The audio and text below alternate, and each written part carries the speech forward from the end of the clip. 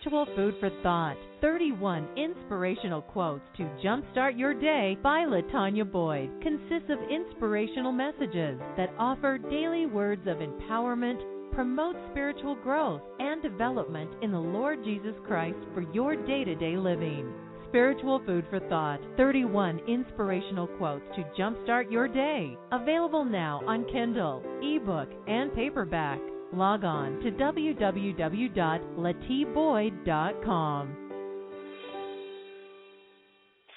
Good evening, everybody. This is Tamika Hall, and you are listening to the Tamika Hall Radio Show. I mean, let me tell you, if you've already been on social media, then you've already seen that tonight's show is definitely going to be one of those hot topics. I'm very excited to be broadcasting live from the state of Maryland right into your homes all over the world. And let me tell you, during these next three segments, I have some incredible guests on the line. Well, I always say that they're incredible, but, the reason why I'm able to say that is because it is always true. So let me just tell you about who we're going to bring on in just a few moments. We have Kelvin, who is the author of From Gigolo to Jesus. We have his lovely wife, Tiffany Braxton Kelvin. We also have Elder Shakia Sanders, who is the author of From Hoe to Housewife. And the show that we are talking about today, the subject we're tackling today is, can a marriage survive when a spouse cheats? So I'm telling you, it's been amazing. And, oh, my goodness, these lines are just lit up like crazy already. There are a lot of hurting people in the world, and so we wanted to really tackle that situation. And so we're going to have that really good show. You are, of course, able to log on and to talk. I'm so sorry. You know what, y'all? I've been saying Kelvin this whole entire time, and it's Belvin. So for those of you guys who are saying I'm on the wrong show, no, it's K.L. Belvin and Tiffany Braxton Belvin who are on the show with us tonight. But we're going to be bringing on everybody right after a word from our sponsor. Are your family and friends constantly asking you, when are you going to get pregnant? You and your husband have been trying to start a family, but have been unsuccessful. Then you go to the doctor, and the doctor says, you're infertile. In an instant, once you hear those fateful words, your world changes. So where do you go from here? You don't have to suffer in silence or feel alone anymore. Mom of two and author Wanza Leftwich has been there. She can help. Get your copy of her book, Faith and Fertility, at www.wanzaleftwich.com.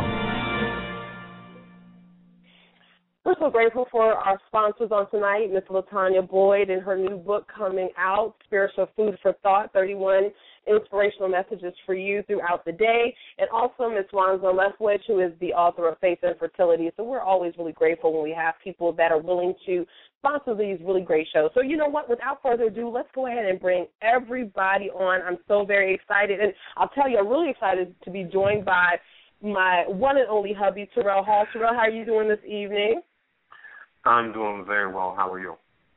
Well, I'm just amazing and always excited when I'm able to bring you on the air to co-host with me. So, honey, if you're ready, we're going to go ahead and bring everybody on here. So, Mr. K.L. Belvin, how are you doing this evening? I don't know where that came from. It's all right. It's been going on since I was 3 years old. They either call me Kelvin or Kevin, so that's why I actually call myself KL. It makes it so much easier. But I am blessed. Thank you for having me on.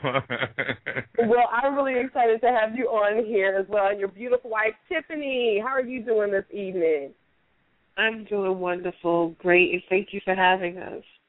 Well, thank you so much for coming on here. And Shakia, how are you doing, Elder? Thank you so much for being on the show tonight. Shakia, are you there? It looks like we might be having technical difficulties. Shakia, there you are. You might have had yourself on mute. I'm not sure. How are you doing this night, Elder? I am doing well. Thank you so much for having me on the show tonight. Well, I'm going to tell you, this is definitely a hot topic, so I'm really excited to have the three of you on here. And so for those of you guys that are listening, we're really going to be dealing with three different segments here. We're going to be talking about the problem, obviously. We're going to actually tackle the other woman. Who really is that woman? And then, of course, we're going to round things out with healing, how people can be healed and restored and how marriages are able to pick up and move on, and obviously all of the players, how we're able to heal from that. So, of course, this is really going to be a very powerful hour. So I want to start with the man of the hour, Mr. KL. We actually met. I met you and your beautiful wife, who's a model and a beauty queen. That's how we initially connected. Met the two of you 2 weeks ago.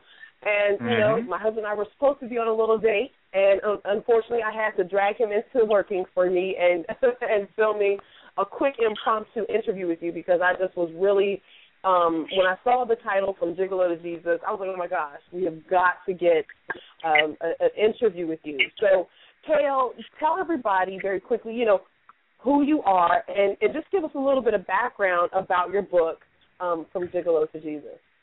Sure. Well, as you said, I'm KL Belvin. I am a man who is transformed from being that misogynistic, horrible man that many of us know, many of us live with, many of us deal with, and I was that man. Now I am no longer that man because of the Lord and because of my lovely wife. And so what I decided to do with my wife's help, because actually it was her idea, I wrote a poetry book originally that talked about my transformation, but so many people wanted to know what the actual transformation was. So my wife said, you need to put that out. So what I did was I took folks from my connection to pornography as a young child, not having a father, and let everyone see all the dirt that made me who I was. And then I explained to them how that transformation came through hearing the Lord's voice and fixing things with my girlfriend, then now wife. And the title, hence, From Gigolo to Jesus, is actually what it was. I went from a gigolo, which lives on lies and mistreating women in most cases, to a man that lives for the Lord. And so that's how the book was born, and that's what we do with the book in trying to help people out there that are dealing with men like the man I was. Awesome. That is powerful. Well, Tiffany, as his wife, can you just tell us a little bit about yourself first before we even jump into that? Well, as Tamika mentioned, I am a plus-size model, professional plus-size model, and pageant queen. I work full-time for a rehabilitation center, and also I basically help with our publishing company, Braven Publishing, and my husband and I have a movement called Making Marriage Cool Again. Yeah. And we're basically trying to dispel the myths of marriage and let people know that it can be fun, it can be fantastic, and you can enjoy it. It's not something that should be negative, and we try to help people who may not have that spark in their marriage and they need to find it again. Awesome. I love that. And then, Elder Shakia Sanders, you please tell us a little bit about who you are and talk to us about your book. I mean, these book titles are just so powerful. Tell us about your book, From Hoe to Housewife. Yes. My book, of course, is From Hoe to Housewife, and it's about how my transformation went about with me having basically low self-esteem and dealing with the spirit of sexual deviation, and how now, after turning my life over to God, even though I was born a pastor's daughter and grew up in the church and things of that nature, I had to gain a relationship with God for myself and seeing my life as I was living it through the eyes of God, and how he showed me and how I desired to change for the better. Right now, I currently live in Anderson, South Carolina. My husband is not only just my husband, but he's my pastor. So I work alongside with him, Apostle Jamil Sanders, and we both together, side by side, are ministering God's true gospel at the Cathedral of Deliverance Outreach Ministries. I also have a women's ministry called Women of Deliverance, and it's totally geared to not just grown women, but teenage girls too, that deal with and struggle with a lot of today's issues and isms and schisms within the home and with self, and how teaching them that they really truly need to love themselves and how to deal with not being a statistic and how to carry out their purpose And, you know, I also do that by giving my testimony and things of that nature and how my transformation came about, and that I also put to rest the long saying from beginning of time, how they say you can't turn a hoe into a housewife. But I've proven through my book that man says you can't, but God says you can. Absolutely. I mean, well, let's just talk about it. And Kale, you talked about this just a little bit where, you know, I mean, you actually, in essence, kind of embrace the fact that, okay, this is who I was. You know, I was a gigolo. And I feel bad even saying it. You know, Elder, you're saying the same thing, that you kind of recognize, okay, this is who I was at some point. So I wanted to know, how were the two of you, and we'll start with you, Kale, how were you able to really say, wow, you know, this is who I was? Because nobody sets out to say, you know, I have those tendencies, or I'm acting like a gigolo. Nobody sets out to do that. So first of all, you know, Kale, how were you able to do that and to be open with that? And, I mean, I guess okay with that. Well, everything came about from the scriptures, because once I heard the Lord's voice and knew it was time to make changes, I made the decision that I wanted to help women, since I had tore down so many women in my life. Well, from reading the scriptures and reading about Paul, when he was Saul, was a murderer. His design at that time was to destroy Christianity in any form or fashion, murder priests, murder anybody who was connected to Christianity. So the Lord chose him. Now, if the Lord could choose a murderer to write 19 of those 29 epistles of the New Testament, to give his word, to give him life through him, well, then I felt that's what I was going to do. I was going to go out and try to help folks to avoid or how to deal with the aftermath of a man like myself. Well, the first thing was to come clean, and I had to come home and fix things with my lovely wife, to admit that after 5 years of dating, I wasn't monogamous, and we needed to repair that. Now, it didn't happen instantly. It didn't just, magically I heard the Lord's voice and everything was straight. No, I came home, admitted what I needed to admit, but then the next thing I know, I'm still out doing the same things, but not as bad. And, yeah, I'm hearing the echo myself. Let me see. Yeah, I'm actually hearing a little bit of an echo. So for everybody that's on the line, I don't know if somebody has either a computer on and, you know, you're kind of listening to the show, or somebody has their show on speakerphone. If you could turn that off, that would be helpful. I'm down. I don't have it on. There we go. How's it now? There we go. That's good. All right. Awesome. Yeah, awesome. So basically, once you make the decision that you want to be a new creature, you have to purge that demon that's inside you. Now, this is where, and I explain this to a lot of men and women, my wife was so utterly important. Yes, I wanted to make changes in my life. Yes, I started to make strides. But in going to church and bringing my wife with me, girlfriend, now wife, she got involved in the church. She eventually got baptized. She was noticing that something was wrong. She could see that I was fighting with something. Of course, I had told her that we needed to fix it. I told her what I was doing, but I'm still dealing with not disconnecting from the things that I was doing. Now, I wasn't doing the exact same thing, but I still was doing things that was wrong. I got caught three other times since admitting, 3 other times where the very last time my wife said something to me no other woman ever said to me in my life. She said, okay, that's it. It is either God in me or the hoes in the street. You're going to make a choice tonight, because I can't help you or protect you if you're not going to allow me. And I said, what do you mean protect me? And she said, I can't protect you from yourself if you don't let me in. And I said to her, you don't want to see that side. You don't want to know that man. That's a very nasty and dark and ugly man. She said, yes, I do, because if it's you, then I want to be a part of that. At that point, that's when it all came together. She wanted to be there through the dirt. She wanted to be there through the mess.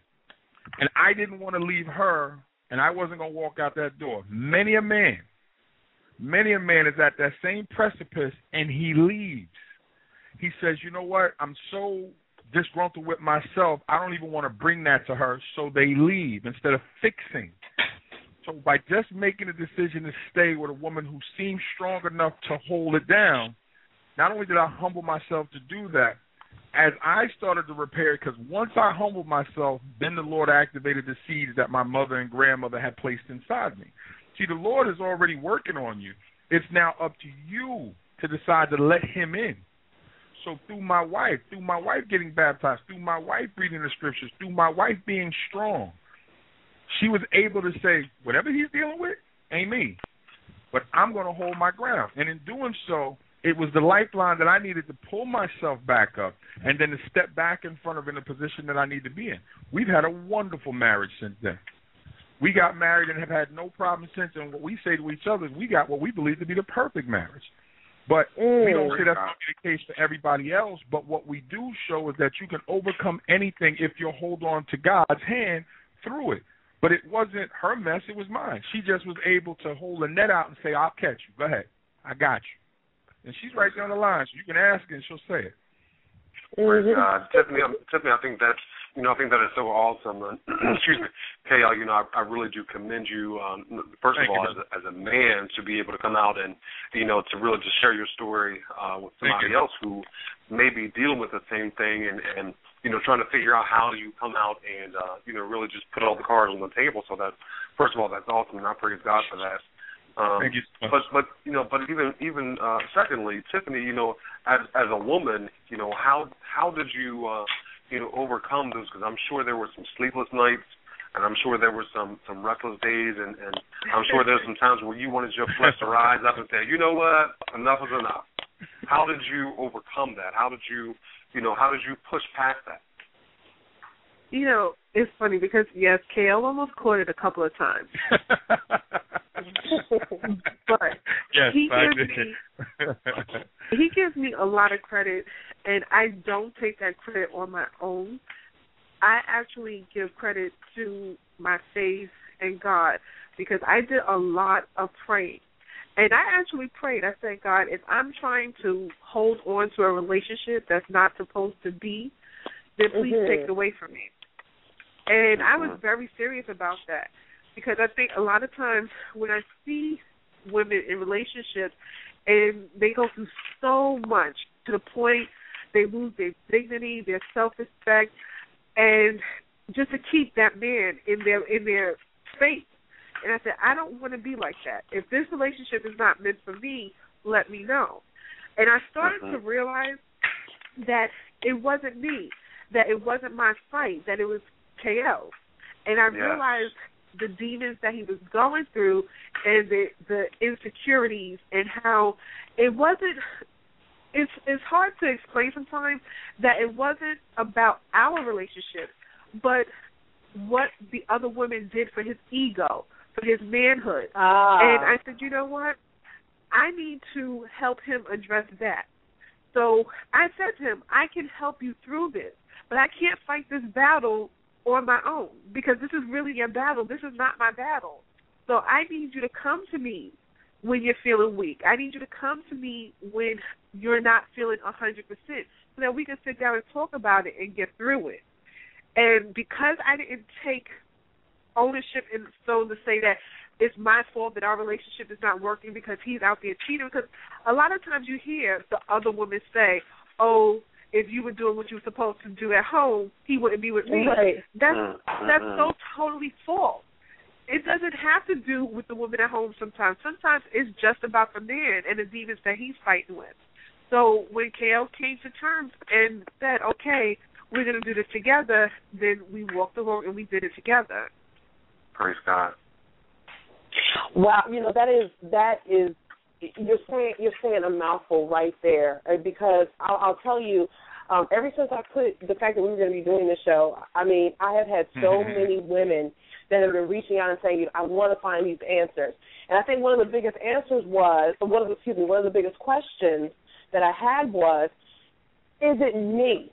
Is there something wrong with me? So, I mean, Tiffany, I know that you talked about the fact that, you had to pray, but, like, truly, as a woman, honey, I'm trying to understand how were you able to, even at that moment, say, okay, like, how did you arrive at that, at knowing that this was not you? Because I think any woman in that situation where you're dealing with multiple women, I think, KL, you said this was like the third time with Tiffany in particular, you know, while you guys were together.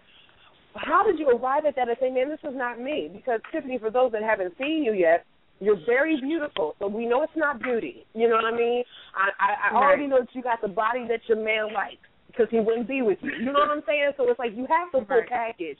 How do you at some point say, wow, this has nothing to do with me? Like, how did you really get there? Well, honestly, one thing is I've known KL for a long time. I met KL when I was 19 in college. He was the assistant basketball coach. I was a cheerleader. And it's so funny, even at that time, he was still trying to holler. And he wasn't, I'll tell you, the guy he was then is not the man he is today. So I have seen that transition. And I wouldn't give him the time of day back then. Although I thought he was cute, charismatic, eloquent, yes. And I remember we went on a date to the movie. And the first date, I asked him, I said, are you married? And he was honest about it. He said, yeah, I'm married. Like, it was no big deal. And from that point on, I shut down. And I said, I don't do married men. But he pursued and pursued and pursued. And I told him I had too much going on. I was young. It's a 9-year difference between KL and I. So to me, I thought, okay, I'm too young for this. There are enough men in the world that I don't have to be with a married man. And I said we could be friends, but we're not going to date. It took 5 years later, after I had left school, KL had graduated, and we ran into each other again. And the first thing I said to him, are you married?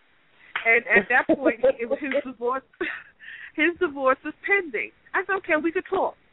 And we've been together ever since. But it took me seeing his transition and realizing that there was some growth. One thing I tell women is if you're in a relationship and you don't see growth, then it's not productive. There's no reason for you to be there. If you're in a relationship and it's good today because he bought you flowers and candy, and in a month from now he's cheating again, and you see no growth, then you really need to reevaluate the relationship. Are you putting more into the relationship than he is? And it wasn't that at all. KL was doing exactly what he needed to do in our home. And it's so funny. I tell people that when I did find out he cheated the first time, we were 3 years into our relationship. 3 years, we had never had an argument. That was our first argument, was finding out that he was cheating. So I tell people that if at any time I thought during the course of the relationship that we weren't moving forward or he wasn't trying to get past these demons, then we probably wouldn't be together today. Awesome. So, Elder Shakia, and I know we're going to definitely be talking about, what it is to be that other woman or what have you. But, I wanted to ask you, because we talked to KL about, I guess kind of just not even, embracing the fact that at that moment he was doing gigolo behavior. How did you come to be able to acknowledge that what you were doing is what, folks would say is hoe tendencies? I'm so sorry. You can tell I'm really uncomfortable saying that to you because you're the first lady. I'm so uncomfortable saying that. It's okay. It's all right.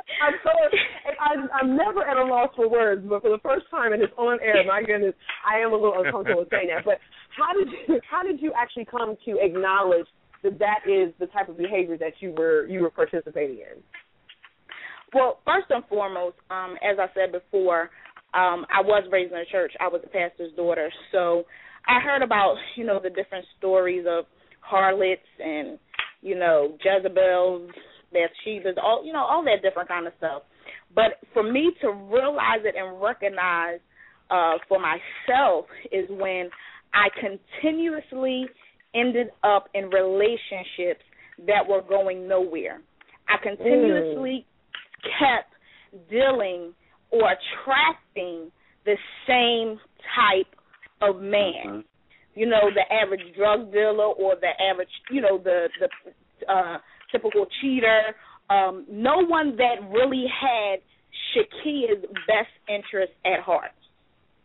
And so, therefore, when I started getting tired of it and asking, well, what's wrong with me? I am a good woman, naturally, I cook, I clean, I'm there for my man, whatever you need, I'm uplifting, I'm supportive, all of the nine, every factor that you could ever look for. But then, things would turn in the middle of each relationship, whether if it was I got pregnant or I disagreed with something that they did, or I started verbally announcing how I felt about their situations with cheating on me and different things like that. When things started turning for the worse, I just got tired of it happening over and over again. And it was like it was systematic. It was as if one relationship after another, I could literally do a countdown to be able to know when it would happen and what would happen. So once I got tired of that, and I was actually, at this particular time, I was married to my first husband, and the same scenario went on, because I got married thinking, well, maybe it's because I'm just dating these people. Maybe it's because, I'm just, they're just a significant other. Maybe I just need to get things right and just get married. So I just chose whoever I felt as though that I wanted to marry, somebody that I thought that would be financially supportive and, be a good father or whatever, but never seeking God at all. So I just picked somebody and I married them, but the same thing happened. And so during our separation, I was crying. I couldn't, because I was the type of person that always held everything in. No one really could understand or see what Shakia was going through. I just always went through what I went through, but was strong enough to be able to smile in your face, and nobody would ever know what was really going on deep inside Shakia. And so I just got to the breaking point when I just was tired, and I was crying day in and day out, and I just was crying to God and saying, well, what is wrong with me, God? I'm trying to understand. Is it me? Is it them? It seems like it's them, but it must be me. So if it's me, God, I need you to show me what you see the same way how you see it. Don't show me how I see things, because when you're in a situation, that's for anybody. You really can't see the situation for what it is. And so I asked God, because of my frustration, because of my anger, I just said, Lord, please show me myself the way you see me. And when I tell you, when he showed me my nastiness and my disgusting ways, he basically said, and let me say this, nobody ever has to be ashamed to say ho to me, because the reason why first of all, the Spirit of the Lord told me to write it just as that, because I'm reaching a group of people in this day and age where a hoe is nothing but a Ebonic formed word that means the same thing as whore or harlot. So they said harlot in the Bible, so it's just the way to get the attention of people. And so therefore, when he showed me that I was no different than the harlots in the Bible, I was no different than a whore, because I was giving myself to other individuals without having a covenant, without, and that's what we have to look at. We're giving ourselves away without having a covenant, and we're deviating from the natural foundation that God had ordained. So he showed me how nasty I was, but he also showed me the root of the thing. How I would deal with certain situations and give all of myself to individuals because I did not first respect myself. But then I asked God, I said, well, why don't I respect myself? And he clearly showed me, because you don't know yourself and you don't know your purpose. Because if you know who you are and you know your purpose, then you will never disrespect yourself, no way, shape, or form. That's good. I'm sorry. Just one second. If you could just hold for one moment. We have already kind of tapped into our second segment of dealing with, who exactly is that other woman, and we're going to come back to that in just a moment. For those that are on the line, and wow, you guys, I'm amazed. I mean, we probably have about a good 50 people that are logged on. We are going to be opening up the lines in probably the last 15 minutes of the show. But if you're listening out there, you're listening from your phone or you're listening from the computer, and you want to say something, you can call us at 805-285-9812. Once again, that's 805-285-9812.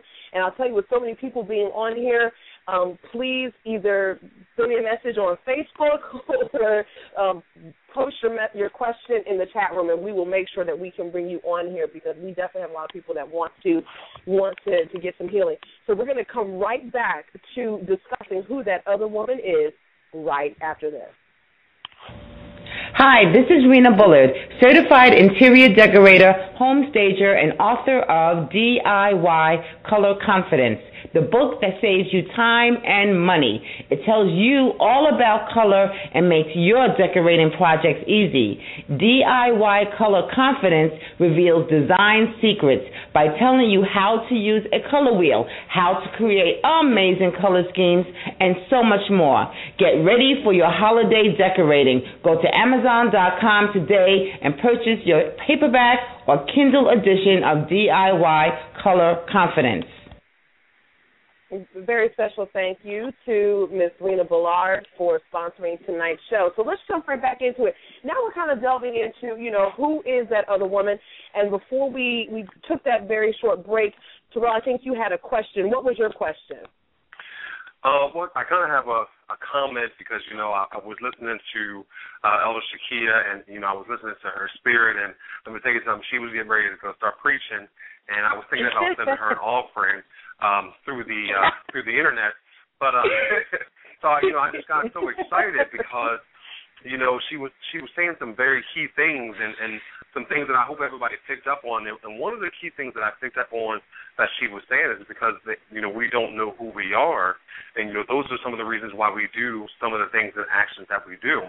But even taking a little step further, and this hopefully will kind of reach some other preachers' kids who are out there.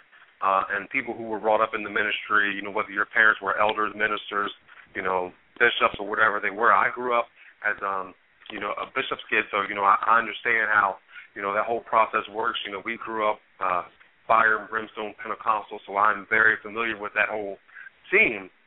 But this is the thing that a lot of people don't realize is that as children of the ministry, we tend to get attacked a lot harder than, just I don't want to say just the regular, parishioner, but we do. We tend to be, attacked even heavier, than just the average parishioner who's just going to church on Sundays, because, your life already has a call and already has an anointing on your life, so the enemy already recognizes who you are as a child.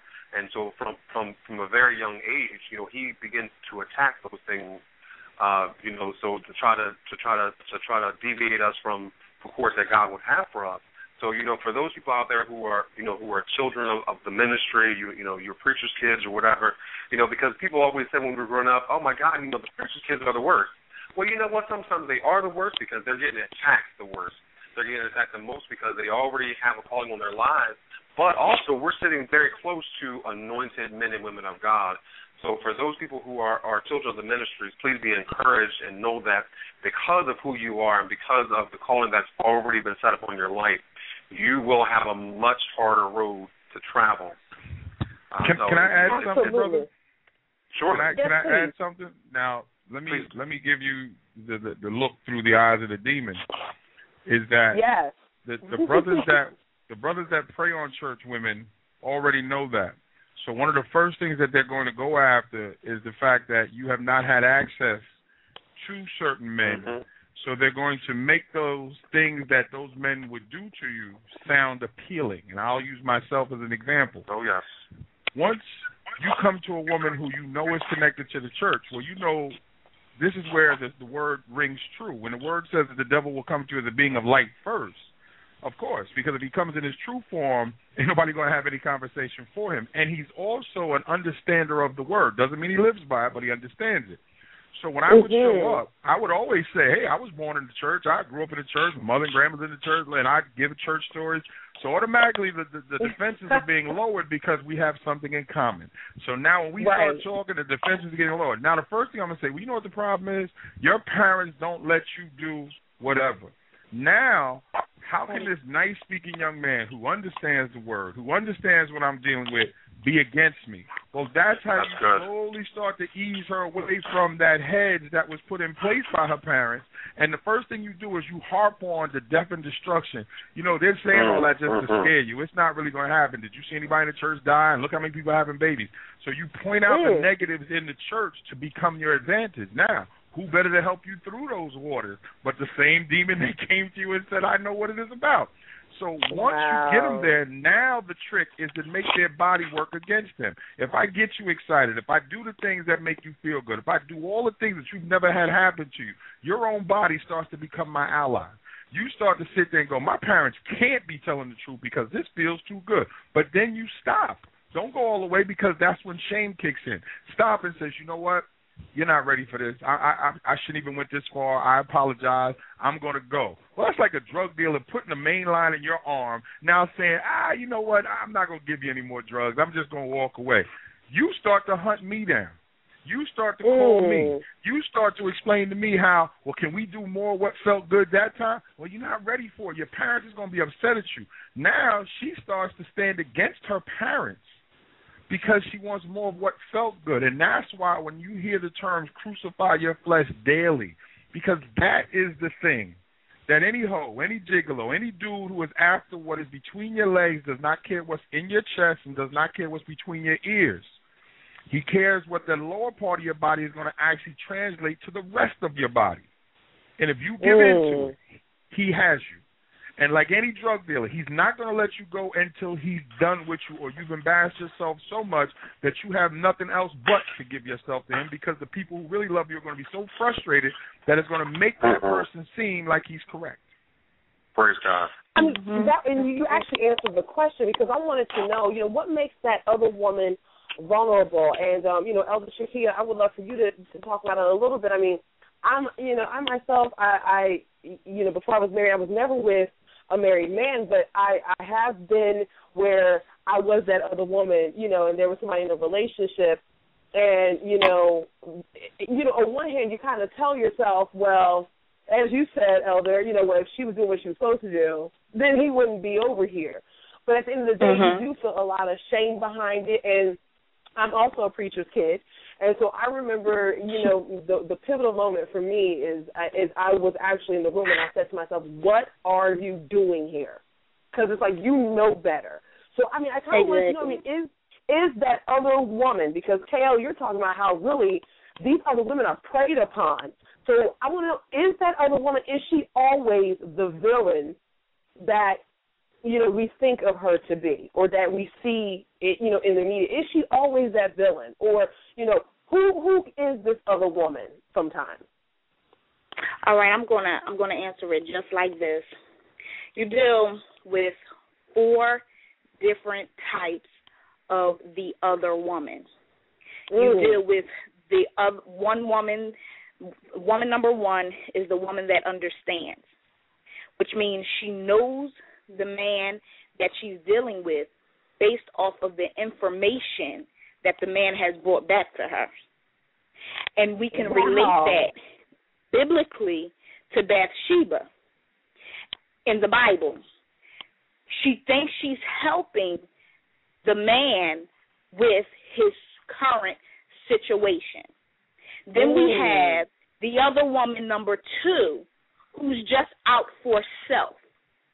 Biblically, that is Delilah, and she only wants what she wants. She only is out to get whatever she desires to gain, whether that's, clothes, houses, cars, being put out there, to be known, heavily, whether it's in the neighborhood or worldwide or whatever. Then you have the other woman, number 3, who is just there just to destroy a relationship or a marriage, which you can biblically define that as a Jezebel. She is totally assigned, or she just blatantly, her whole purpose is to plot and to destroy a relationship or a God-ordained marriage. Then you have the other woman, number 4, who I call her the unknown woman. And she is honestly the individual that gets lied to by the other man. And this woman, the unknown woman, once she finds out that she's getting lied to, only if she chooses to stay. Now, hear me now. Only if she chooses to stay will she eventually end up being the other 3, one of the other 3. Wow. Wow. I mean, you know what? You broke that down. That's true. and the key is to figure out which it is so you can keep feeding it. So this way you don't ever have to worry about it. And if you're really on top of your game, you can have all 4, and all 4 won't know anything about each other. Actually, 2 of those 4 women will assist you with the other 2 because they don't care. Because they'll say, I don't care what you do, long as when you with me, you perform. So as long as you're able to perform with the one who's actually looking to destroy everything, she'll actually help you and assist you in what you do. She'll actually call you and wake you up so you can get home to your wife so you don't get in trouble. So there's advantages when folks, or they think there's advantages when, this is what it is that folks will believe that there's an advantage to it. So they keep doing it, but she never gains because he's never going to trust her. See, that's the one thing the other women don't get, is that the male who is with you will never trust you. The only one out of the 4 that he might trust is the one that never knew, and he'll go to her and he'll purge himself. He'll go and say, look, I was stupid. I should have never lied to begin with, and you know what? And that's if he's already screwed up the other relationship and now he's actually out there on his own. He'll go to her and say, if I had it to do all over again, I should have just been very real with you. This is what I'm doing right now. I am just putting it out there. Please take me back. Please consider, you know what? I shouldn't. And now a part of her, because she's already been with you, is saying, wow, look at him. He's weak. He's bewildered. I need to take him in. What he's really playing on is the body's dynamics in a female that is nurturing towards her children, not towards him, because you're not supposed to raise your man. You're supposed to raise your children. But some pimps and some players know that, and they'll tie on those heartstrings so hard that you go, I can save him. I can make him better because it was me that he wanted to begin with. And now the Harlequin romance, the television shows, you start to believe you're actually in your own scandal movie when you're not. Because at the end of the day, you're still dealing with a dude who was lying, but you were the best of the 4. See, he knows the other 3 are hoes. And please excuse my language, but I'm telling you exactly how guys think. He knows the other 3 are whores. He knows you're not. Yes. He knows he made you a whore. So once he apologizes, he feels that he's purged himself enough that he can now come rest in your house. Because you know what? He knows he can get those other 3 back by just saying, come on, you knew what this was. You knew what I was. And if he was good sexually, 2 of those 3 will let him back in the bed. That's true. Wow. So let's transition. We're getting ready to open up the phone lines in probably another 5 minutes or so. I mean, let's talk about moving toward healing. I mean, we talked about what the problem is, somewhat we've talked about, who this other woman is, and really, Kel, you've really talked to us and broke down who that man is and even really how he thinks. So I will start with you, Elder. You, in the beginning, when you were talking about just kind of who you were, you presented that your problem really had to do with low self-esteem. So, I mean, let's talk about that. Was that your problem that you ended up identifying with and understanding, okay, this is the reason why I keep on ending up in these toxic relationships? Yes, that is what really truly allowed me to identify why I continue to attract the same type of relationship and situation. As for me, as I was breaking down the 4 different kinds of other women, I had started off being the other woman, number 4, the unknown. Ooh. I was always getting lied to. They would, when I was around, they were the most upstanding men They would spend quality time with me. We would converse. We would, actually be in friendships and different things of that nature.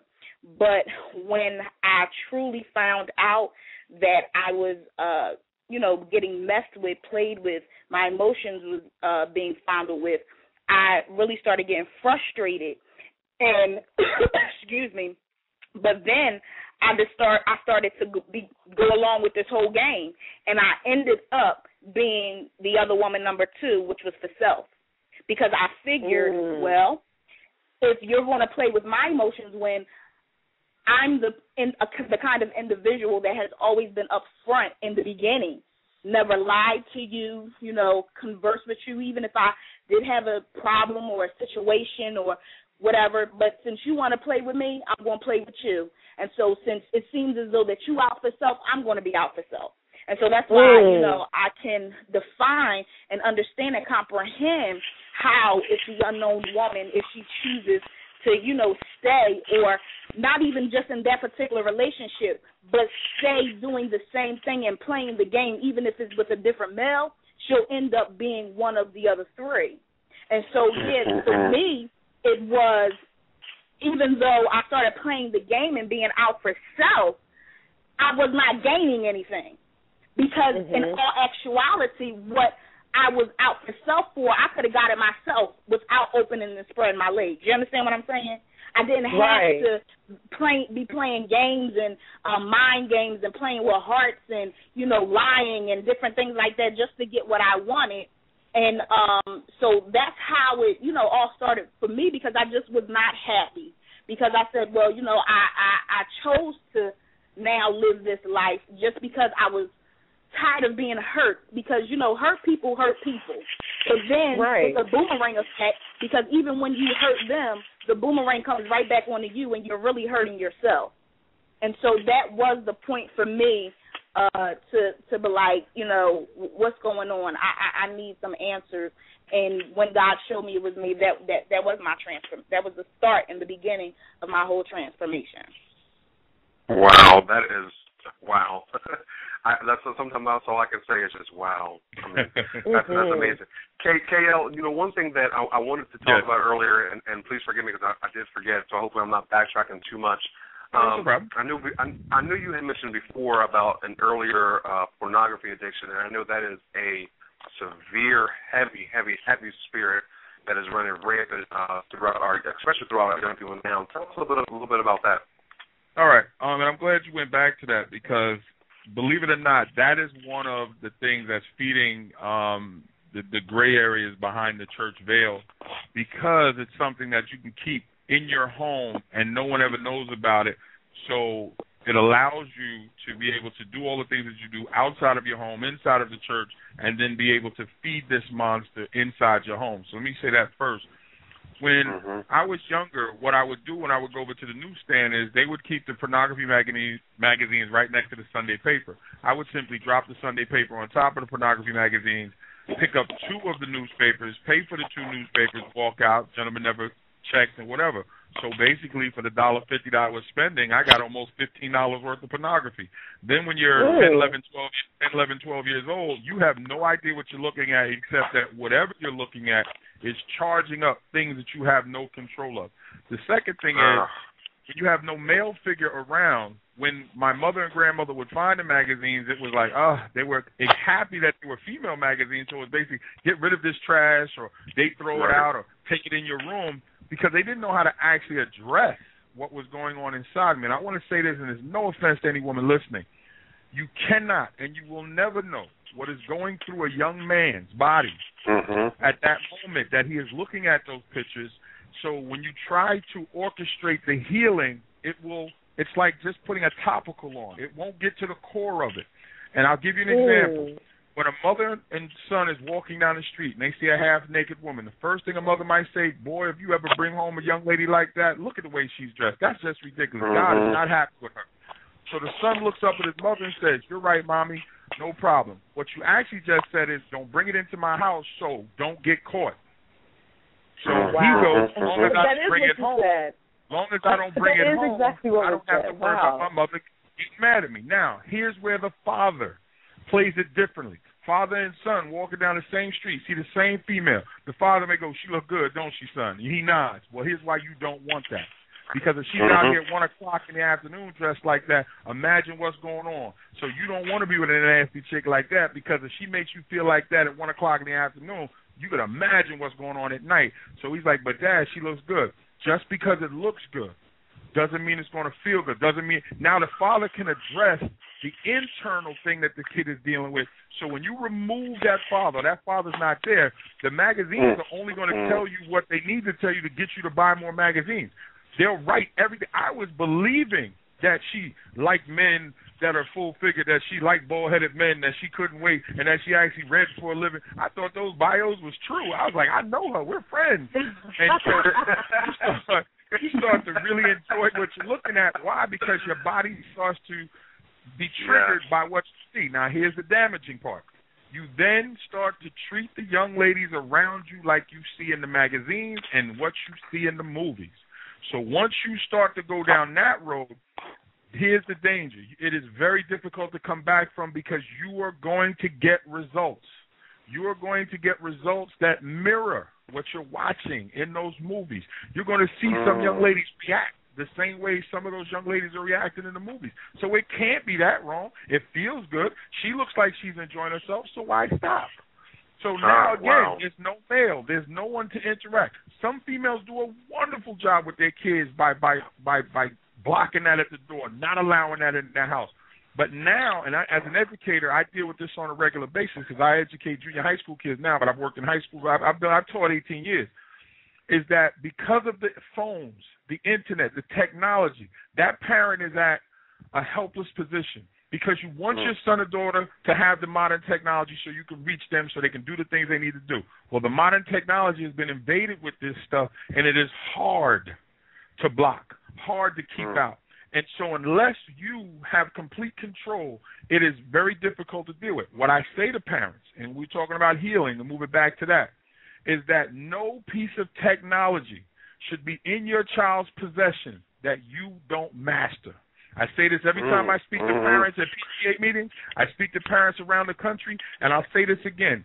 No phone, no computer, no television, no cable, no source of technology in your home should be in your home if you are not the master of it. Stop saying, I never learned that in school. Stop saying, I don't know how to do that. Stop buying a $500 phone and then giving it to your child to set up for you. Come on now. If you are not the master of it, it should not be in your child's hands, because anything you give to your child, if you are not the master, someone else will be there waiting on them. All they need to do is sign on. All they got to do is log in, and some perv, male or female or both, will be there to say there is nothing wrong with what you're looking at. There's nothing, and then they will find a friend, either in school or in circles, at the basketball game, at cheerleading practice. They will find one young lady or one young man that says, I do it. I've done it. I'm doing it. There's nothing wrong with it. Let me show you something else. And then they take it one step further. And the further that they get away from your guidance, the greater that monkey becomes and the greater that demon swells up inside them, because now they will start to become predators. I got to find somebody to do this to. Once you get the physical relief, it is so difficult for them to hear you that you're going to go down the same road I did if you don't curb them early. Wow, that's some good stuff. That's true. That's prophetic. That is prophetic move. And I'll tell you, Rena, she is our Amazon best-selling sponsor on the air, which she's listening in right now, and she's been messaging me and saying things like amen and, talking about with Elder Shakia, she tells out, wow, hurt people. And then also when you were just talking, KL, she actually posted pornography is the pet sin. So, I'm telling you, they're definitely getting it. I wanted to, I want to ask Tiffany, because we've spoken with both of you. Tiffany, very quickly, we have just a few minutes left, and I wanted to open up the phone lines. But, Tiffany, how did you begin to move toward healing from dealing with the infidelity? And like I said, I know specifically I have some women that definitely want to be able to talk to you, and obviously all three. But how did you begin to pick up the pieces and actually heal from the hurt that comes from that?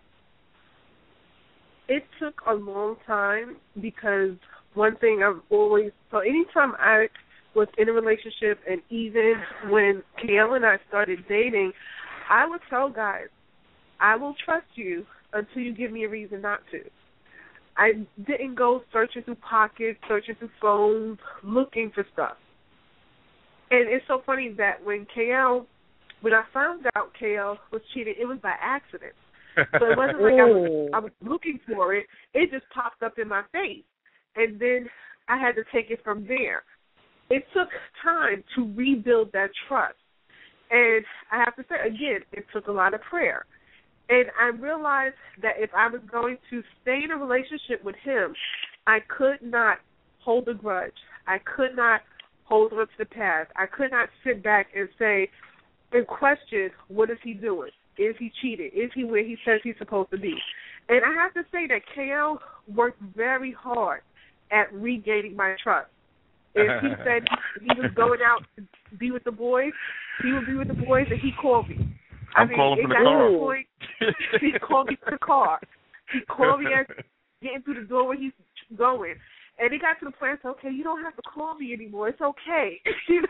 But he helped rebuild that trust. It wasn't me alone that I had to say, okay, let me make sure that he's doing what he's supposed to do.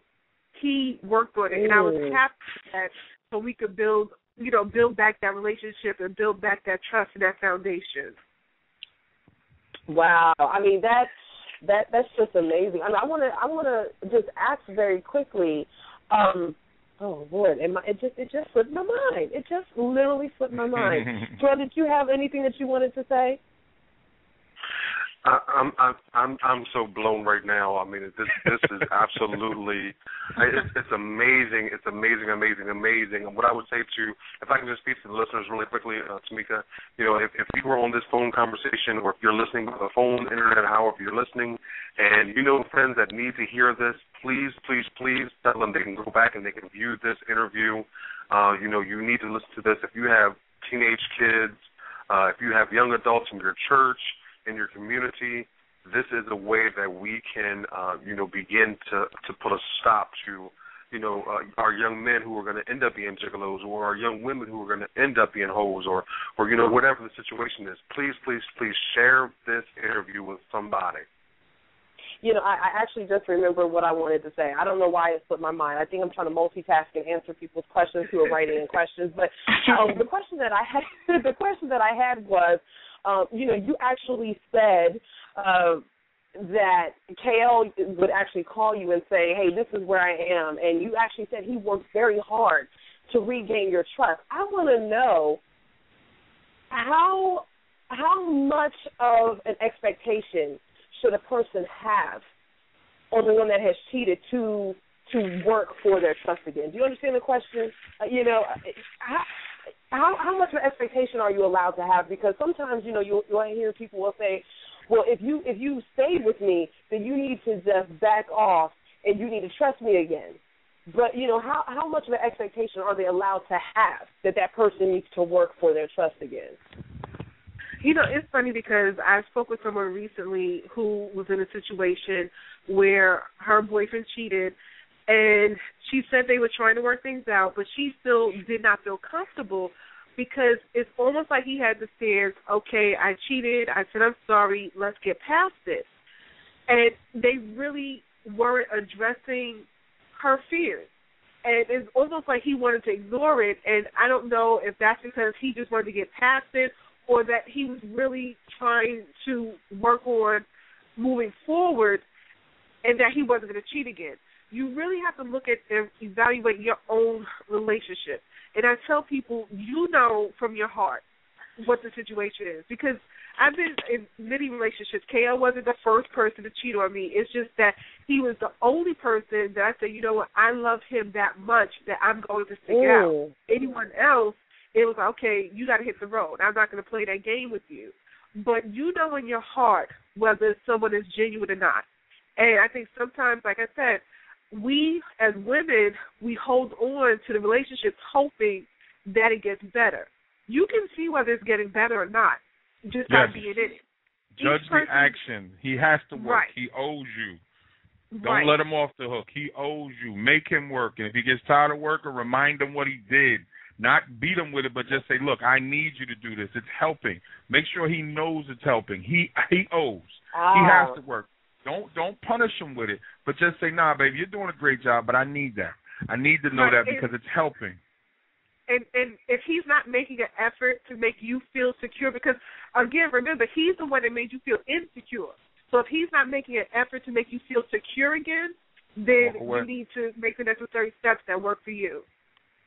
That's good. Let me ask the three of you, would you mind giving an additional maybe 10 minutes so that we can open up the phone lines? Do the three of you have time for that? Let's rock out. Let's go. That's fine. Let's go. Okay, perfect. I really appreciate that. I do want to go ahead and open up the phone lines. Now, listen, folks, I'm going to be calling you by the last four digits of your phone number. So I'm telling you that so you can kind of get that in your mind very quickly. Now, if you don't want to ask a question, then if I happen to bring you on the line, then just say something like, I didn't necessarily want to ask a question.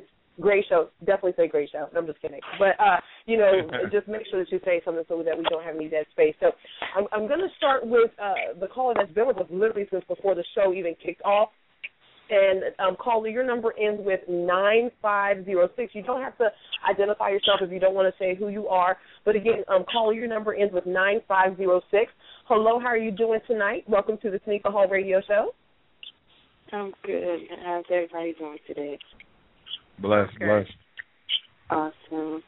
My question was, I wanted to know when you're out cheating on your spouse or at that time, what was going through your mind? Like, were you detached from the reality and the hurt that your spouse was receiving?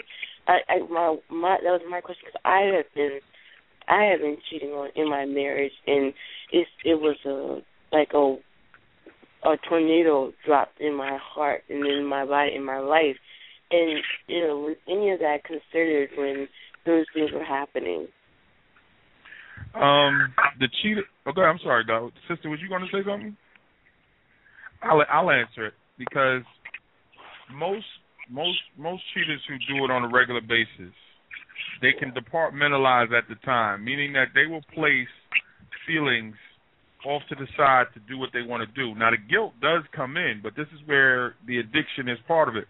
You will seek out the action continuously to drown out that voice. Also, like an abusive husband who beats on his wife physically, the husband who cheats on her will then look to be the outstanding husband when he's home. So he might the next day make love the whole afternoon, cook dinner for her just to reiterate how much he loves her, because that's really the shame of what he did before. He may buy her gifts. He might do many of the things if that feeling is still there. If he does not care, he doesn't care how you feel.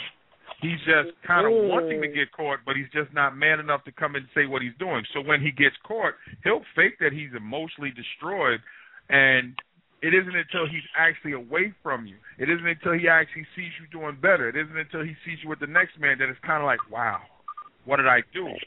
Because that demon is so difficult, because not knowing the man, you don't know which part of him is it connected. Is it just physical? Is it just emotional? Was he abused?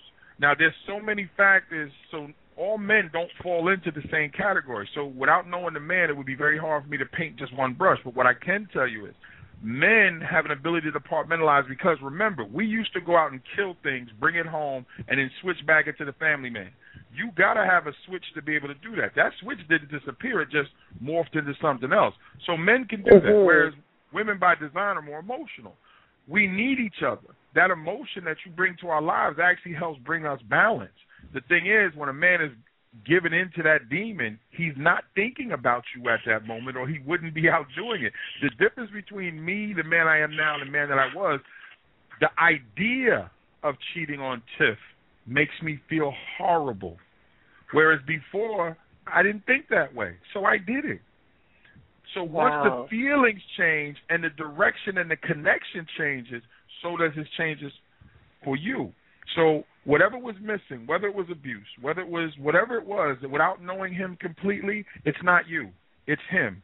And it was probably there before you got together. He just hid it well. Wow. That's true. And if I could just give you an answer from my perspective, when I cheated because I wanted the individual that cheated on me to feel hurt just as much as I did.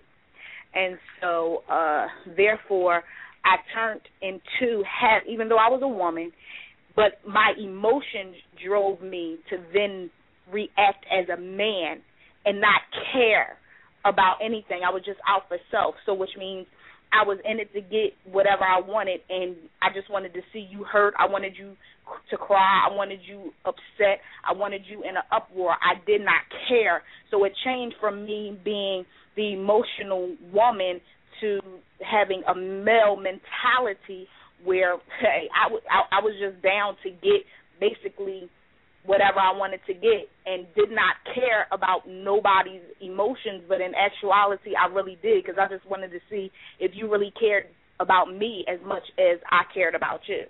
And so even whether you are doing the cheating or whether you're getting cheated on, you literally, and you have to look at the situation or the scenario for what it is.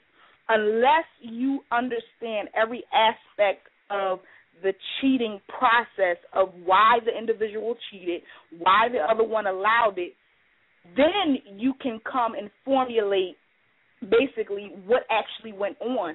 Because sometimes we as women, even when we get cheated on, the first instinct is, it's us. But 9 times out of 10, it does not necessarily have to be you. It can be a bunch of things that coincide or collaborate to make up this whole process. And so you just really have to know the ins and outs and the details of the cheating scenario personally, as a whole, to really understand what went on. That's it. Because sometimes it's not personal. And so, therefore, you can't take it personal. And then you have to dissect your own relationship. What foundation is this relationship built on?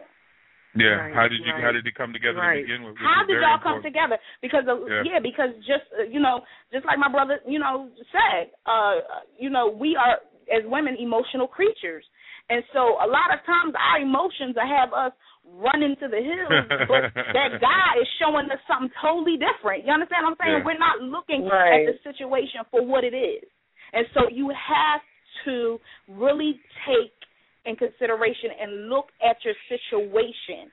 Look at it from both sides and be the wise individual. Exactly. And be the wise individual that God wants us to be and look at it so then you won't end up getting hurt. Everybody's going to get hurt some way, shape, or form, but I'm just saying get hurt more than what you need to be hurt in.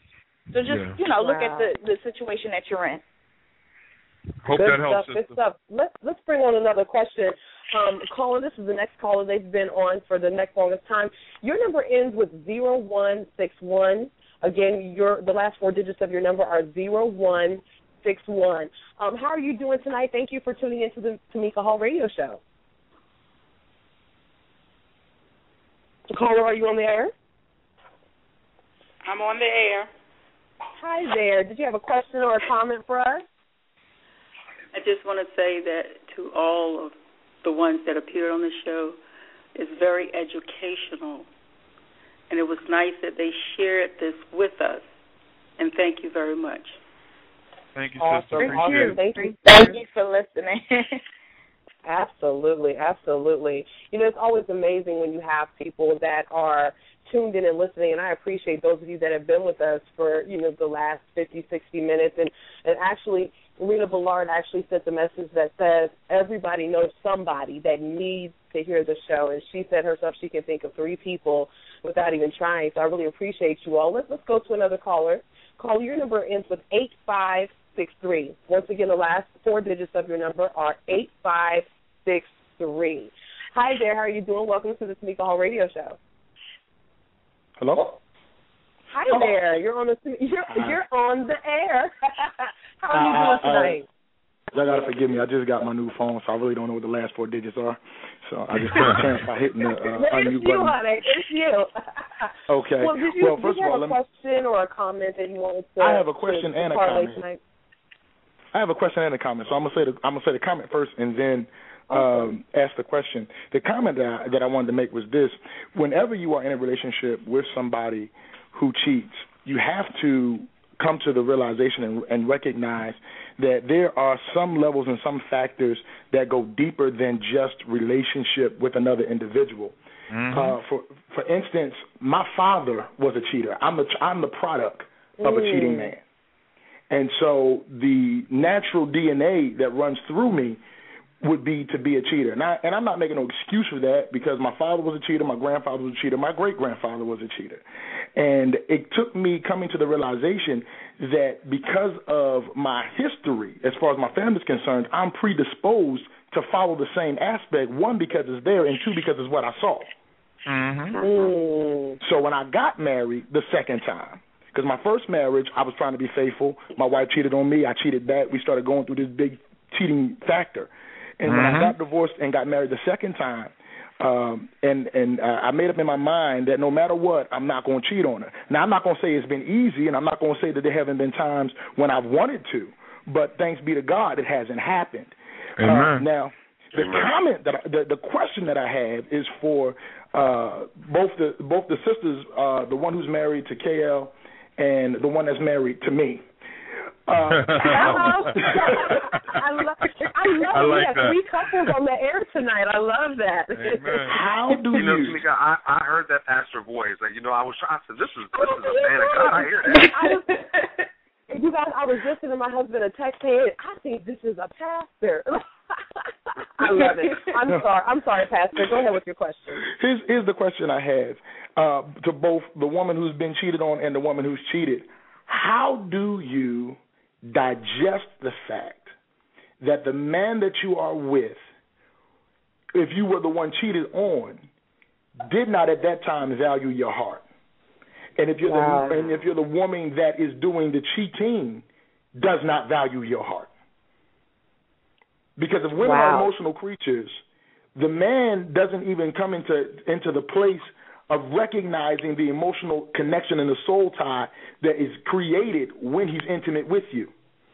So how do you digest the fact that when this man gets up, your heart is not even in his consideration?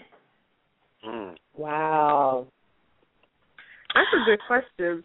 And the funny thing is, I never questioned whether KL loved me. I knew that KL loved me. The thing is, I knew also that he was dealing with something stronger that was detrimental to him. So I realized that it wasn't me. It was something that was going on inside of him that he needed to take care of and that he needed to fix. I could have easily made it about me, but that would have showed my lack of concern for him. And people might say that's naive, but I was able to recognize that he needed to fix himself. So I never questioned. I knew he loved me. I just knew that he was dealing with a very strong demon that needed to be fixed.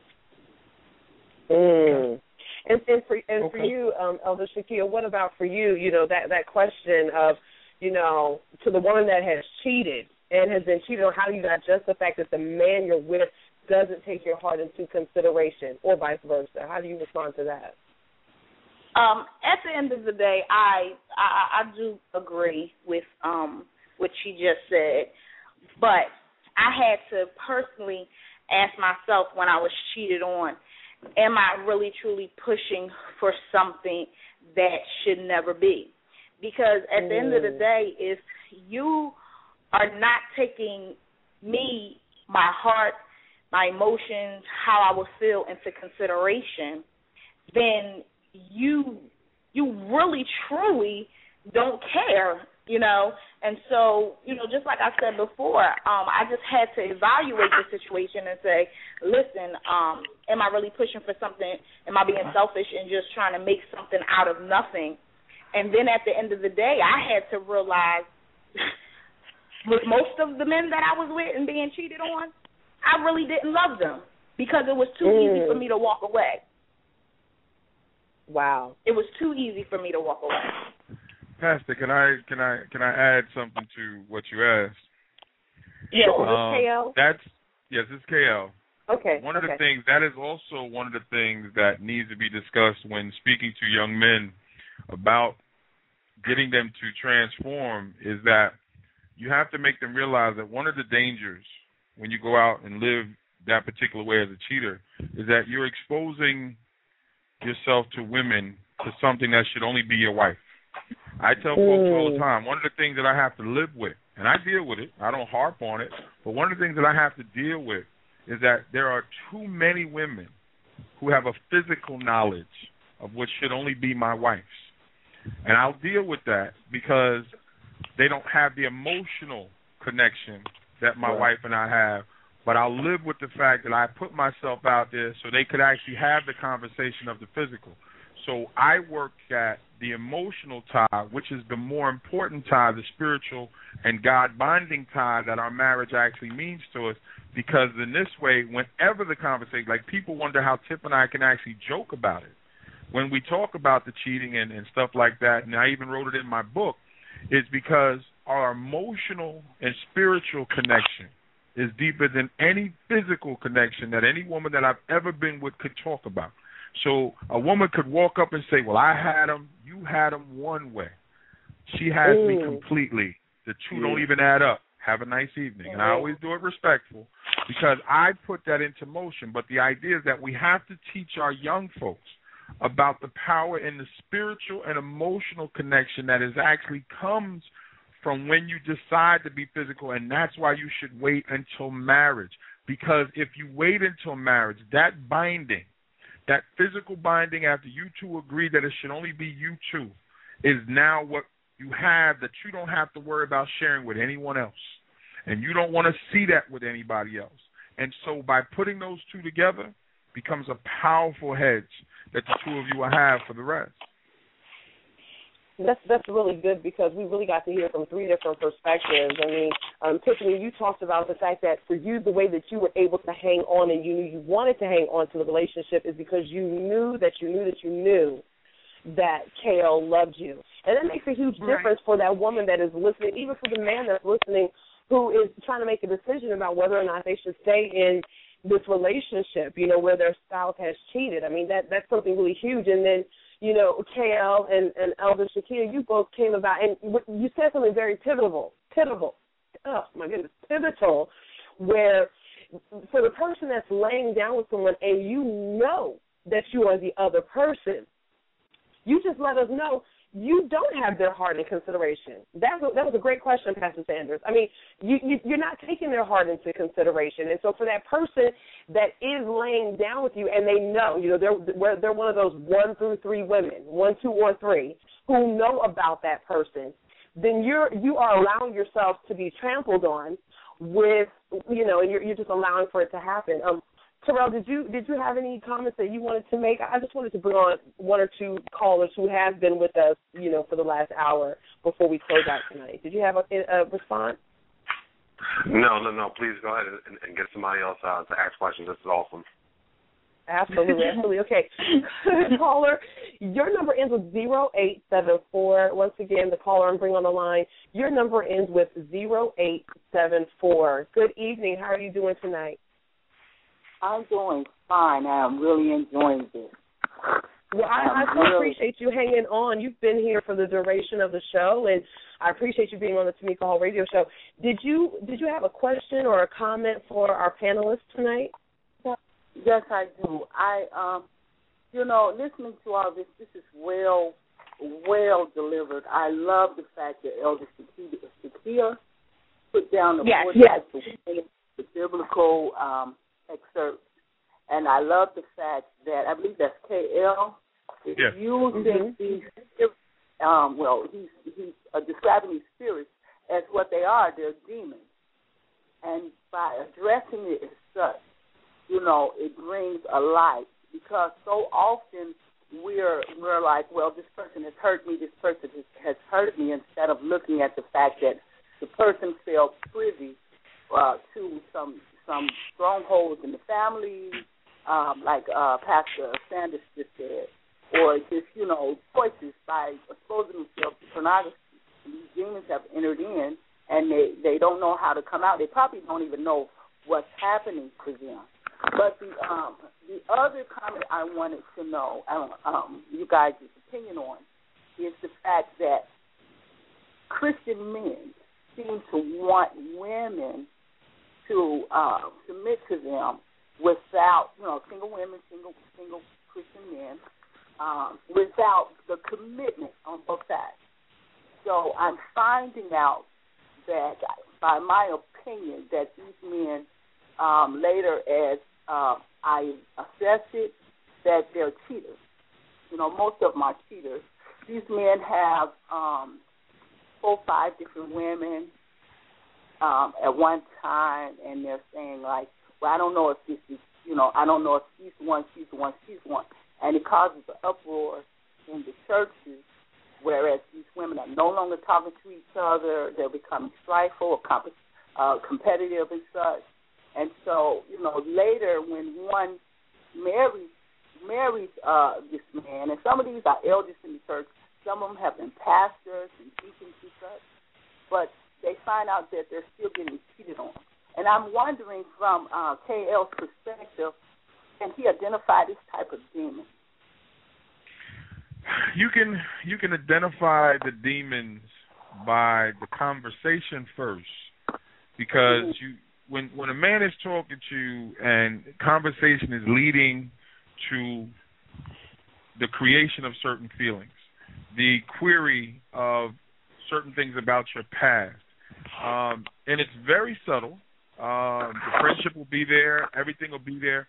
And understand this, and no knock on church folks. Church folks are some of the greatest liars because they're trying to lie to God. So it really doesn't have to worry about the other people in church. They're trying to justify within themselves that I can lie to God and do what I got to do. So they don't want you to see that right away. So one of the things that you have to do is protect your eye and ear gates from simply, if you know you. The one thing that I have come to learn, and the women that I deal with, the women who stand on their own, who know who they are, who want what they want and understand what it is that they want, that cuts away at that initially, because at some point he has to broach that question. At some point he has to take a shot. At some point he's got to figure out how I get from this side of the table to me and you getting close, because none of this conversation is going to make any sense if I can't become physical. If you hold your ground on who you know you are and whom's you know you are, if you know you're a child of God, well, then the minute certain conversations come to the table, call them on it. Speak on it. Brother, why would you say that? Watch him become defensive. Watch that demon retreat, because he now has been exposed. Light exposes darkness.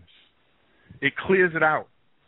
The smallest light in a dark room illuminates the room. So the minute that man moves past a line that you've set for you, do not let him get away with it. Because if he can toe that line, he'll keep pushing until he starts to have you working for him. So this is the reason why we stay close to Scripture. This is the reason why we fellowship with other folks who have a godly sense, because this way, as we grow with each other, then we actually know how to protect each other. And listen attentively. Is this conversation about God? Is it about us gaining? What is this conversation about? Let your spirit speak to you, and you'll feel it. You know when you're sitting across from somebody because he's too smooth. Now there's and Temple joke, always joke. She said, "You still smooth," and I go, "What?" And she said, "You still smooth after all these years?" And I go, "Ah." And I laugh and joke about it, but that's part of my nature. But I'm not sitting there trying to woo my wife unless we're joking and laughing, but I love her to death. And sometimes, yes, when we date, and I'll be like, "You got it going on, girl. You looking good." But I'm not going out to give that to everybody else. And there's a way that a person makes you feel. Trust that feel. You know how many women have stood in front of me and said, "I know you're a player. Don't know what I'm going to do with you." So you just admitted you figured out what I was, but now you're contemplating it? Well, because you're attracted to that, which is so crazy. So listen to it. That could be exposed by you holding your ground. Jesus never wavered with a demon. He told the demon what to do. We have that power. There's no reason to ever make yourself less than. Tiff was never less than. Tiff, and I talk about this when we go out. When I met Tiff 5 years ago, She held her ground when I was married. Yes, I was in a horrible marriage. I wrote about it in my book because if I could go back and change some things, I would, but I can't. So all I could do is offer the apology, and I pray for all the time because I was a horrible first husband. When Tip saw me 5 years ago, the first thing out of my mouth was, honey. No, 5 years after. Not 5 years ago, right? 5 years after. Thank you, honey. 5 years after we had separated in college and didn't speak again, her first question was, are you married? And automatically addressing me on what she remembered about me before, I had to say, listen, I'm in the process of the separation. I'm in the process of divorce. I'm no longer with my wife. I'm back home with my mother. So I'm purging. I'm purging because she held her ground.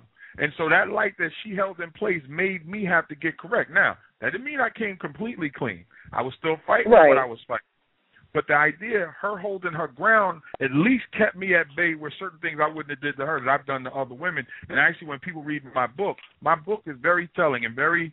Some people go, I hate him, and you should. I hated me. I didn't know how to love me. But then that's where Tip is the important part, because one of the first things that the Lord placed on my spirit when I heard his voice, he said, go fix home. And that means I had to go home and face Tiff with what I knew to be something negative. And I heard Magic Johnson say something that was a confirmation for me. He said, out of all the things that I ever did in my life, the hardest thing in the world was now going home and have to tell Cookie that I was HIV positive. I didn't know what that was going to sound like. I didn't know what to do. And here I had been, I thought, in every situation possible. And right there I said, see, Magic, I know exactly what you're dealing with. Not with HIV, but I understood what the situation was. So you have the power in you. Every person does. Call on it, and it'll be there, but you have to make sure you practice it on a regular basis. Thank you so much, caller. And I actually just have the question. I want to reiterate the names of the books before we move to our very last caller. The caller that just sent me the message, K.L. Belvin's book is called From Gigolo to Jesus. And Elder Shakia Sanders' book is From Hoe to Housewife, and she actually has 2 volumes of that. So for our very last caller, your number ends with 5378. Once again, that's 5378. Caller, how are you doing tonight?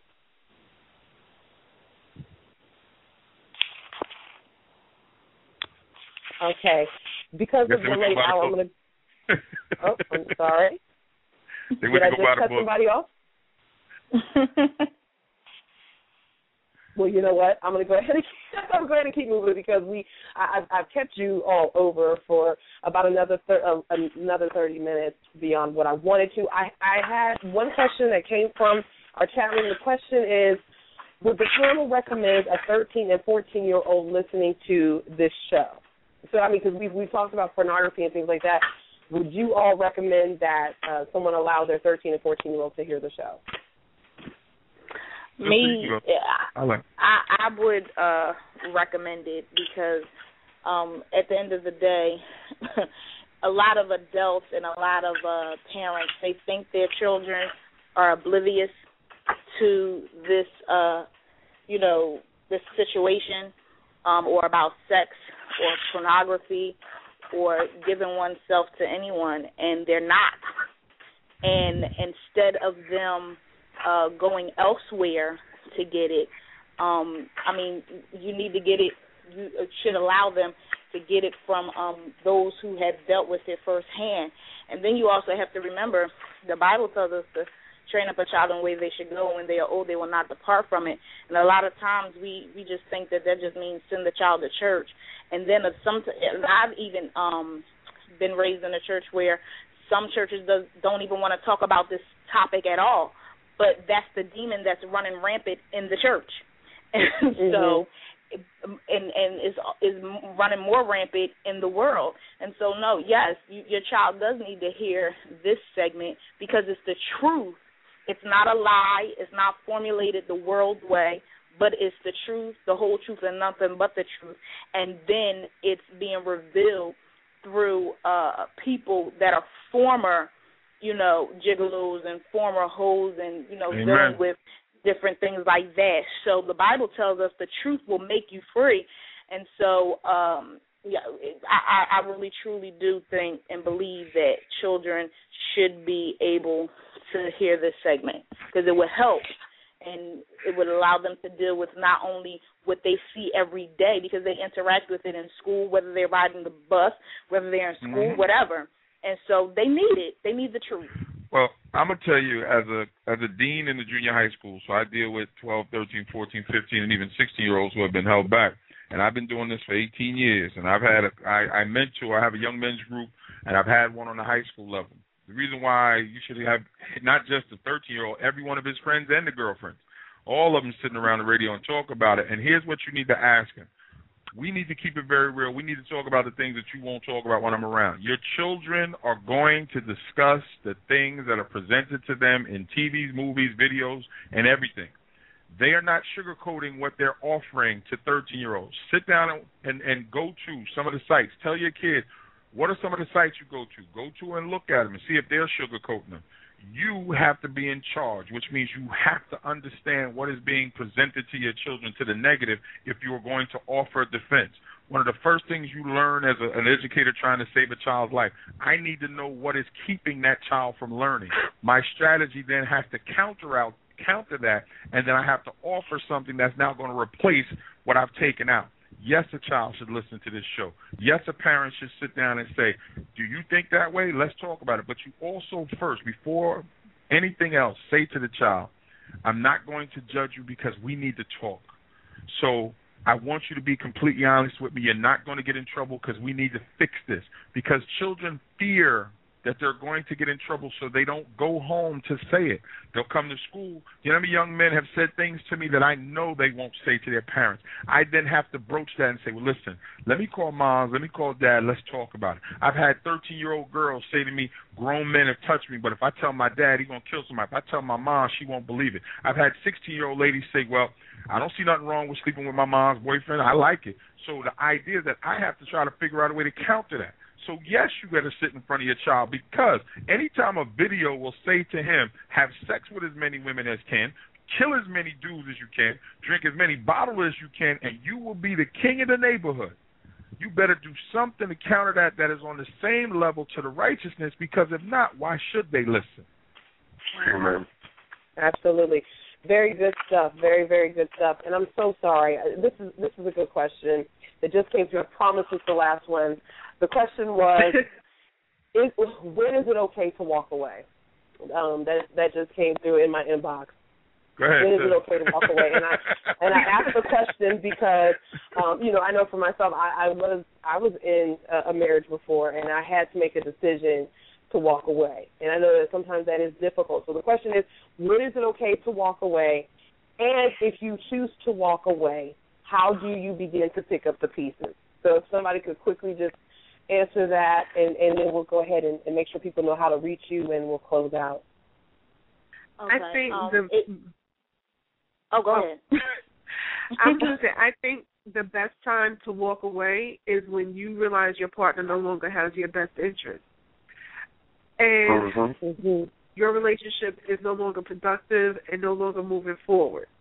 If you find yourself repeating the same thing over and over and over and over again, and from my own experience, from experiences I've seen with friends who've been in relationships for years, 10, 15, 20 years, experiencing the same thing, once you know that this relationship is not moving forward, it's time to move on. And you have to take one day at a time. And one thing I used to do for myself, because, like I said, I've been in messed up relationships where I've been cheated on prior to, being with my husband. I tell women all the time, sit in the mirror, look in the mirror, and talk to yourself. Because one thing you can't do is lie to yourself and ask yourself, are you happy? You can't lie to yourself. You know whether you're happy or not. And I'm not saying just sit in a room and think, oh, am I happy? I'm saying look at yourself in the mirror, because your facial features, your body, your heartbeat changes when you have to actually face yourself and ask yourself the hard questions.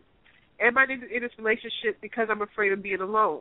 Am I in this relationship because, I just need to be with somebody right now? I'm just looking for companionship. We all look at companionship when we're dating. But you look in the mirror and you ask yourself those questions, you'll start to realize what you need to do. And sometimes that means walking away. Good stuff. Does anyone else want to add to that? Yes.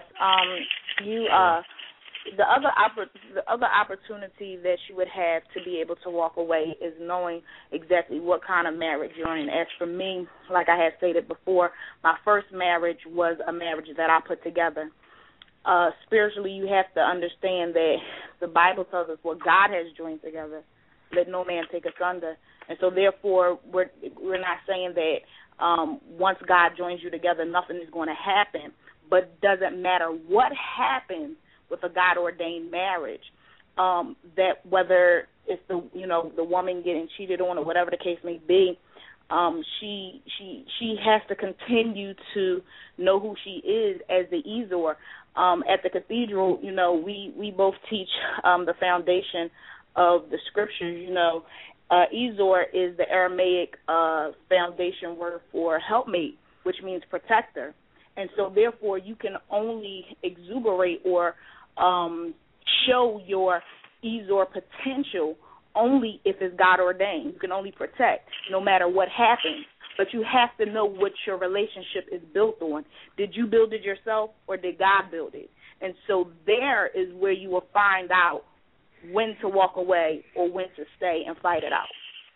I'm going to say this in closing. Ladies, it's simple. Look at the action. Weigh action over words. Words are the easiest thing to manipulate. I'm an author. I'm a poet. Words are tremendously easy to manipulate. It is harder, not impossible, but harder to manipulate action.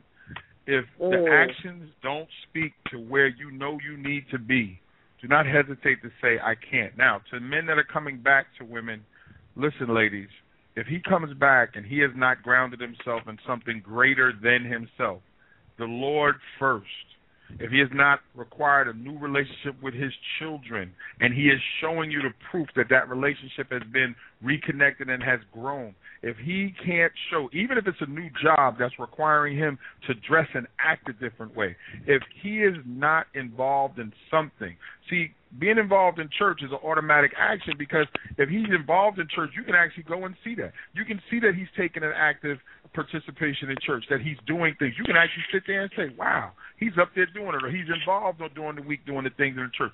Whatever it is, if he's not connected to something greater than himself to be able to show that that's what's actually holding him together with the changes that he made, don't waste your time, because he's still fighting it. Now, if he can't be honest with you, see, that's the first thing. Like any addiction, if he can't admit that he has a problem and is seeking help, and that help has to be something that cannot be swayed by him. A person can't stand in AA and go, I'm going to tell y'all I have a problem, and y'all going to give me a drink, right? No. We're going to sit here and help you through this. So there's no difference. And trust the spirit that the Lord gave you. It will scream out to you when something's wrong. Don't deny it because you're lonely. Don't deny it because you're tired of just being by yourself. Say, Lord, ask the Lord to bring you that Boaz, but you got to do the things that you need to do, so when you lay at his feet, he'll know exactly who you are and you'll know who he is. Awesome. I'll tell you all, this was just an incredible show. I mean, I'm really excited to also just report that the Tamika Hall Radio Show is now syndicated, and so this show will air tomorrow at 9 p.m. on the Gospel is Golden radio station. So look for us on gospelisgolden.com for this particular episode, because we're going to definitely have it rolling out tomorrow. Elder Shakia, can you please tell us, how can people reach you? How can they purchase your books? Like I said, you have two of them from Ho to Housewife, and, they're both really incredible books. So how can people connect with you and find you? I do currently have a website. It's under construction, but once you log on, you will be able to see that. It's at http://womenofdeliverance.com. You also can reach me on Facebook under Shakia Sanders, and I also have a page, Women of Deliverance, on Facebook, as well as a page on Facebook called Shakia Sanders, the author. Nice. All right, make sure that you go to womenofdeliverance.com. Awesome stuff. Oh, I'm sorry. Go ahead. I'm sorry. To also purchase the books, you can purchase it on any of the online chains, Barnes & Noble, Amazon, Kindle, and all of those. And I actually do have the link to your book on our page, and I also just added womenofdeliverance.com. So everybody, make sure that you check out Elder Shakia Sanders. Thank you so much for being here. Author K.L. Belvin, talk to us. How can we connect with you? Oh, man, take your pick. Actually, my website, www.klthewriter.com, also www.bravin, publishing.com. Those are two websites. One is the publishing company that my wife and I own. The other one is my personal author's website. I am on Facebook, author K.L. Belvin. My wife is Tiffany Braxton Belvin. On Facebook, you have From Gigolo to Jesus. It has its own page, so you can actually go and get information about the book, Making Marriage Cool Again, as well as Bravin Publishing. So we have the 3 pages on Facebook that you can actually check out everything that we're doing. Also, if you need to reach me directly, if you need me to pray for you, if you just want some direct questioning, because I am an educator also, info, I-N-F-O, at bravenpublishing.com. Send us an email. If you need my wife and I to come and speak, we would love to come and speak, but understand we are professionals, so please don't offer us a bucket of chicken or something like that to come and speak.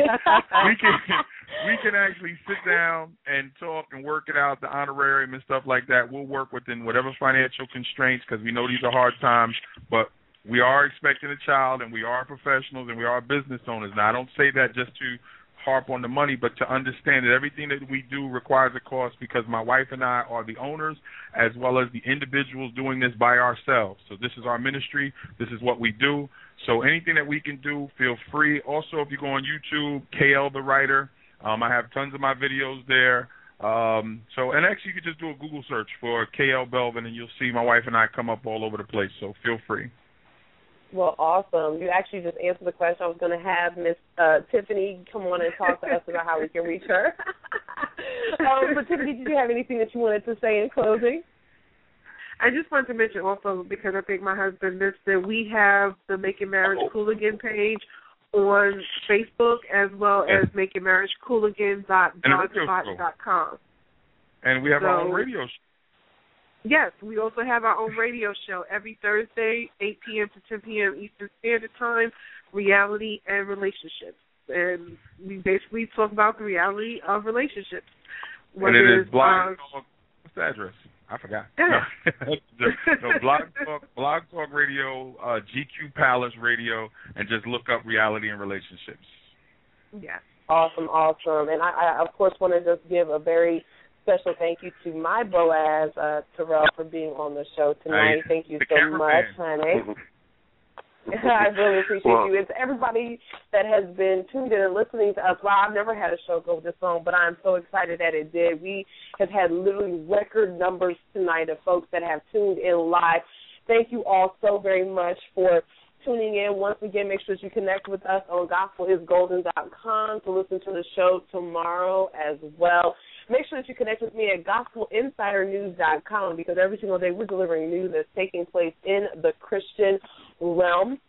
And you can connect with myself at www.tamikahall.net so that you can connect with me directly. I have to give a very special thank you to my sponsors. Thank you very much for Miss LaTanya Boyd, who is the author of Spiritual Food for Thought, 31 Inspirational Quotes to Jumpstart Your Day.